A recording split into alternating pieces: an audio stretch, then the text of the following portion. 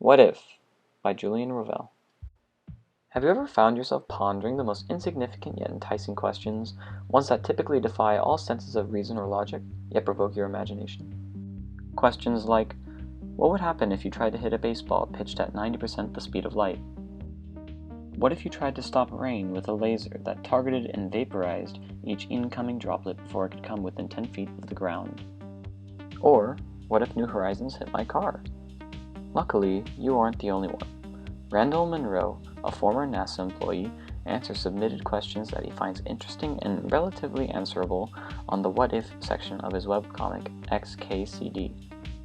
Having answered about 150 absurd hypothetical questions, I have become a regular viewer as I have found these scenarios to be both entertaining and intellectually fulfilling. Today I want to share with you one of my favorite what ifs. What would be the most expensive way to fill a size 11 shoebox? Example, with 64GB micro SD cards, all full of legally purchased music. Here is his answer. A shoebox full of valuable stuff seems to top out at about $2 billion. Surprisingly, this turns out to be true for a wide range of possible fillings. A men's size 11 shoebox is about 10 to 15 liters, depending on the brand and type of shoe. So let's think about actual objects. There's gold, of course. 13 liters of gold is worth about $10 million as of this writing. Interestingly though, a shoebox full of gold would weigh as much as a small horse. Platinum is a little bit more expensive, at $13 million per shoebox. That's about 10 times the value of a shoebox full of $100 bills. There are more expensive metals. A gram of pure plutonium, for example, would cost about $5,000. As a bonus, plutonium is even denser than gold, which means you could fit almost 300 kilograms of it in a shoebox. Before you spend $3 billion on plutonium, take note. Plutonium's critical mass is about 10 kilograms, so while you could fit 300 kilograms of it in a shoebox, you could only do so briefly. High-quality diamonds are expensive, but it's hard to get a handle on their exact price because the gemstone market is complicated.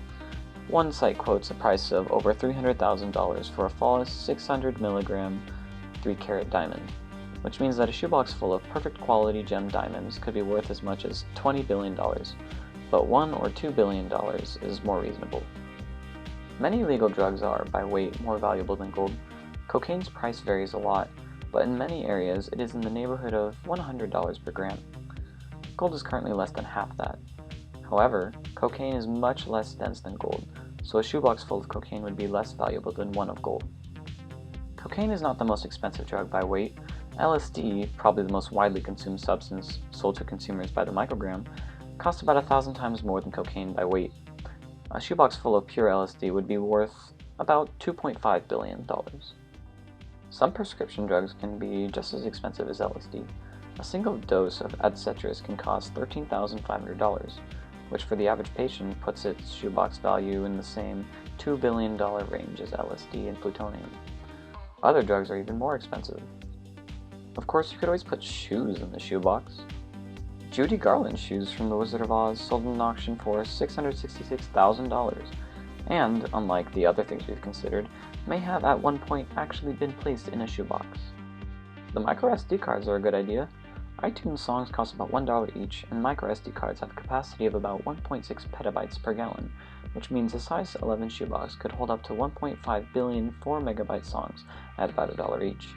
That's about 20 times as many possible songs as the iTunes store offers, so you'll have to buy some of the songs more than once.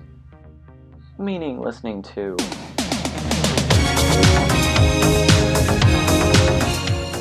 more than you'd normally want to. Meanwhile, expensive software like Adobe Photoshop CS5 has a slightly higher cost-to-megabyte ratio since it retails for several $100s and takes up several hundred megabytes of space. Or, at least it used to, until Adobe moved to cloud model.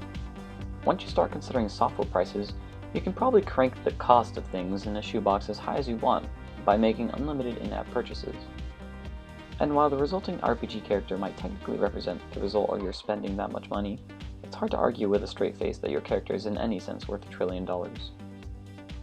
If you really want to fill a shoebox with an arbitrarily large amount of money, you could get the US Treasury to mint you a $1 trillion platinum coin.